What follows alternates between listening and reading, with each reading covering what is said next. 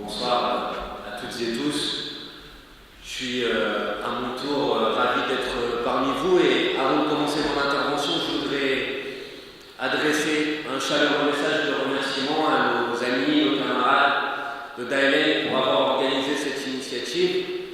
Adresser aussi un message de remerciement à toutes celles et ceux qui se sont mobilisés dans la préparation de cette soirée et un message aussi au groupe d'action de la France Insoumise du Luxembourg qui s'est aussi beaucoup impliqué dans l'organisation de cette soirée.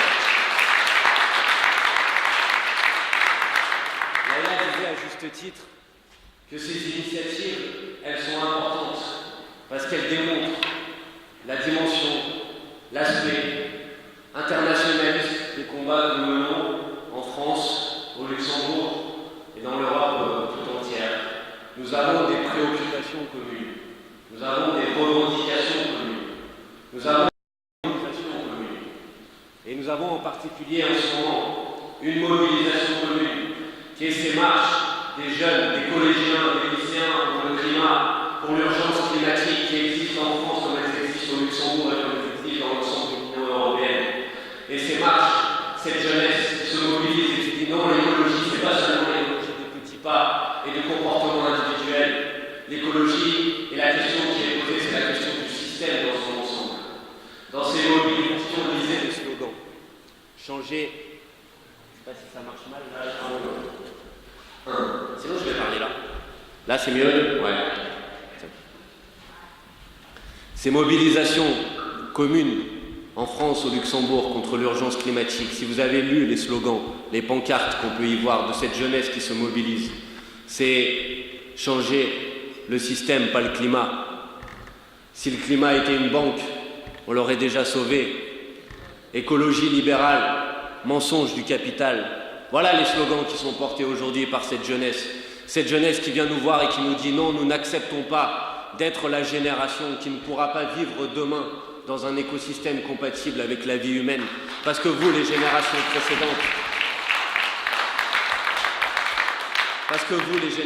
précédentes, vous n'avez pas pris les mesures nécessaires pour amorcer la transition écologique de notre système de production et de consommation. Et je sais que vous avez, par exemple, sur votre liste ici au Luxembourg, une jeune femme, c'est Mara qui est devant moi, qui est engagée dans ces mobilisations pour le climat et je pense qu'on peut leur rendre hommage à cette jeunesse.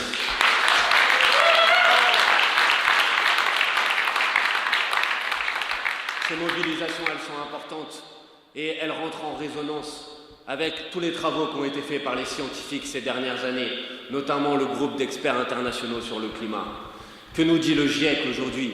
Il nous dit si vous faites rien, vous aurez atteint les 1,5 degrés de réchauffement climatique en 2040 et vous aurez atteint les 2 degrés de réchauffement climatique en 2075. 2 degrés de réchauffement climatique, c'est la hausse de la température au-delà de laquelle les scientifiques vous disent on n'est plus capable de prédire les évolutions à venir. 2 degrés de réchauffement climatique, c'est un quart des 80 000 espèces de plantes, d'insectes et de vertébrés qui vont disparaître. 1,5 degré de réchauffement climatique, c'est 1/8 de ces mêmes espèces qui vont disparaître. C'est 200 millions de décès prématurés dans le monde en raison des vagues de chaleur, des maladies et des problèmes de nutrition. Ça, c'est la réalité des conséquences du changement climatique tel qu'il est préparé aujourd'hui si nous ne faisons rien.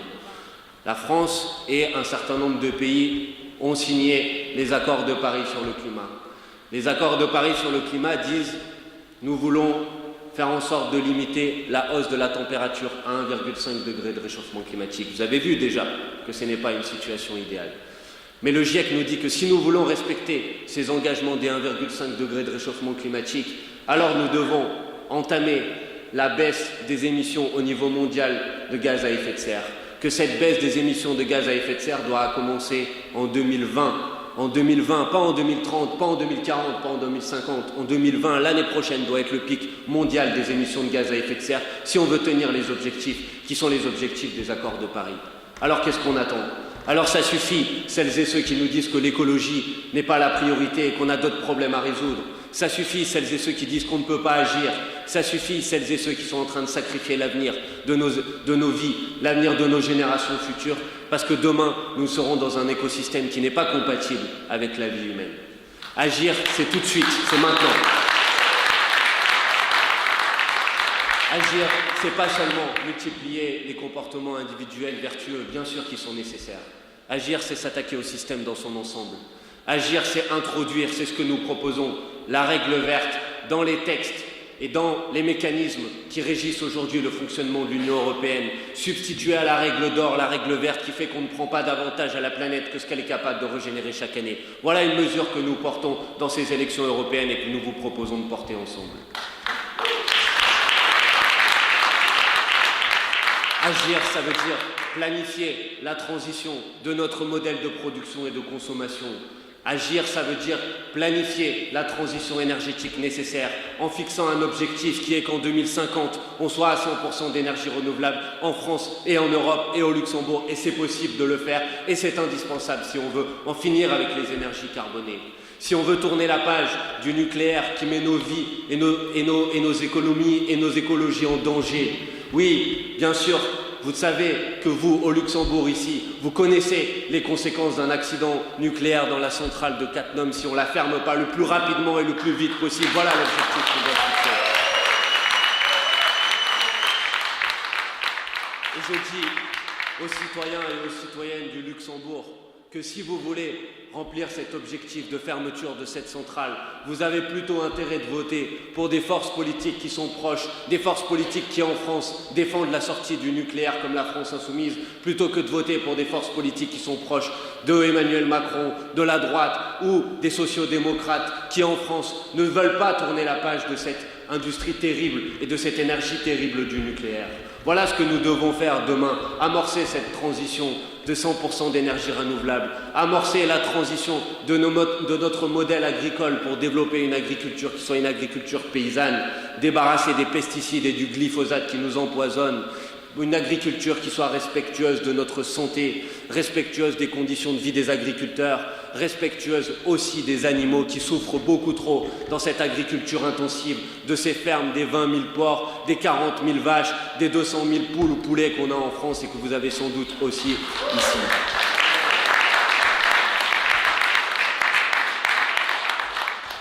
L'écologie, tout le monde va en parler dans cette campagne, tout le monde. Mais la vérité et l'honnêteté méritent de dire que vous ne pouvez pas faire la transition écologique dont je parle ici si vous restez enfermés dans les règles qui régissent aujourd'hui le fonctionnement de l'Union européenne. Non, il n'y a pas de politique écologique possible si vous respectez cette règle absurde des 3% qui fait que vous ne pouvez pas investir l'argent public nécessaire pour organiser cette transition, pour investir dans la recherche et le développement pour les énergies renouvelables, pour investir dans la rénovation thermique des bâtiments qui est indispensable si on veut remplir ces objectifs. Vous ne pouvez pas faire la transition écologique si vous n'êtes pas en capacité d'investir de l'argent pour préparer la vie des générations futures. Parce qu'il faut dire les choses avec clarté et avec précision. Oui, demain, on pourra vivre avec 3% de déficit, mais on ne pourra pas vivre avec 3 degrés de réchauffement climatique. Vous ne pourrez pas faire la transition écologique dont on a besoin si vous acceptez l'indépendance de la Banque centrale européenne qui n'est pas en capacité de créer de l'argent ou de la prêter aux États pour lui permettre d'engager la transition écologique. Vous ne pouvez pas faire la transition énergétique si vous n'en terminez pas avec ces règles absurdes du libre-échange généralisé qui régit aujourd'hui le fonctionnement de l'Union européenne, qui empêche de mettre en place le protectionnisme solidaire dont on a besoin pour protéger notre industrie, pour en finir avec cette absurdité qui fait par exemple que le lin est produit en France, en Normandie, va jusqu'en Chine pour être transformé et revient dans les magasins à côté de chez vous pour la consommation des citoyennes et des citoyens. Oui, les règles européennes nous empêchent de mettre en place ce protectionnisme dont on a besoin pour pouvoir protéger notre industrie, notre planète, nos citoyens, nos droits sociaux. Oui, vous ne pouvez pas faire la transition écologique si vous acceptez que l'Union européenne s'attaque, détruise par la libéralisation nos services publics, le service public ferroviaire par exemple, demain le service public de l'énergie, les barrages qui sont indispensables et nécessaires à la transition écologique. Alors la vérité mérite de dire que si on veut avoir une politique et une position cohérente pour la transition écologique, il faut rompre avec ces règles absurdes qui régissent aujourd'hui le fonctionnement de l'Union européenne. Rompre avec ces règles, ça nécessite bien sûr de changer les traités européens, de le faire dans le cadre qui est celui de l'Union européenne telle qu'elle est aujourd'hui, c'est-à-dire en obtenant l'unanimité des États membres pour le faire. Et ça nécessite des éléments de rapport de force dans la négociation. Et ce rapport de force, il sera d'autant plus possible que nous serons nombreux au Parlement européen demain, que nous serons nombreux à prendre le pouvoir dans nos pays nationaux demain, que nous serons nombreux à avoir noué ensemble des relations, des partenariats, du travail commun, des combats, des revendications communes. Parce que la France, dans ce cas-là, ne sera pas seule, parce que le Luxembourg ne sera pas seul, parce que nos camarades de l'ensemble de l'Union européenne ne seront pas seuls, comme se sont retrouvés les Grecs seuls quand ils ont pris le pouvoir dans leur pays, dont on a besoin de nouer ces relations internationales. Et c'est pour ça que les initiatives comme celle d'aujourd'hui sont indispensables et qu'on est très heureux d'être parmi nous. Changer les traités européens, ça nécessite, je l'ai dit, de prendre le pouvoir dans nos pays nationaux. Pour autant, les élections dont on parle et qui auront lieu le 26 mai prochain sont des élections européennes. Et je veux dire ici que oui, le Parlement européen n'a pas tous les pouvoirs et ne pourra pas tout changer. Et ce serait vous mentir de vous dire qu'on pourra tout changer au Parlement européen. Mais on peut gagner des victoires au Parlement européen. On peut refuser des mauvais projets au Parlement européen. On peut être les lanceurs d'alerte dont on a besoin pour susciter la mobilisation citoyenne. Je vais vous donner juste quelques exemples. On a parlé tout à l'heure de la directive, le paquet ferroviaire sur la libéralisation du service public ferroviaire. Le paquet ferroviaire, le dernier, le 4e paquet ferroviaire au Parlement européen, il a été voté avec 24 voix d'avance. 24 voix. Imaginez s'il y avait eu 24 parlementaires de plus de la gauche unitaire européenne, de Die Linke, de la France insoumise. Alors oui, on aurait pu faire obstacle à ce 4e paquet ferroviaire. On aurait pu le rejeter. On aurait pu faire en sorte que nos services publics, et notamment nos services publics du ferroviaire, soient préservés. Oui, on peut gagner, on peut s'opposer à des mauvais projets au Parlement européen. Oui, on peut arracher des victoires au Parlement européen. Car quand notre camarade député sortant, Younous Omarjee, a obtenu, avec d'autres, l'interdiction de la pêche électrique au Parlement européen, eh bien c'est une victoire utile pour préserver notre biodiversité et notre biodiversité marine. Oui, on a besoin de nos parlementaires européens qui soient des parlementaires européens de combat, qui ne se laissent pas faire, qui sont des lanceurs d'alerte, qui ne baissent pas les yeux face au lobby, qui sortent les sujets de l'enceinte du Parlement européen pour les mettre en discussion dans la société. Qui aurait entendu parler de l'accord de libre-échange avec le Japon, le JEFTA, si nos parlementaires n'avaient pas tiré la sonnette d'alarme sur le sujet? Qui aurait eu accès aux documents et aux négociations opaques et secrètes qui avaient lieu entre l'Union européenne et les États-Unis d'Amérique sur le TAFTA si nos parlementaires européens n'avaient pas sorti ces documents? On a besoin de ces parlementaires-là. Et bien sûr, il y a plusieurs listes. Mais vous avez intérêt d'envoyer au Parlement européen des gens qui ne se laisseront pas faire. Parce que vous le savez sans doute, mais Bruxelles est la 2e place forte des lobbies dans le monde après Washington. Vous avez environ 2 milliards d'euros d'argent qui est utilisé chaque année par les lobbyistes pour exercer leurs activités de lobbying. Alors vous avez intérêt d'envoyer des gens qui ne se laissent pas faire, des gens qui ne se laissent pas manipuler, des gens qui ne se laissent pas influencer par les lobbyistes.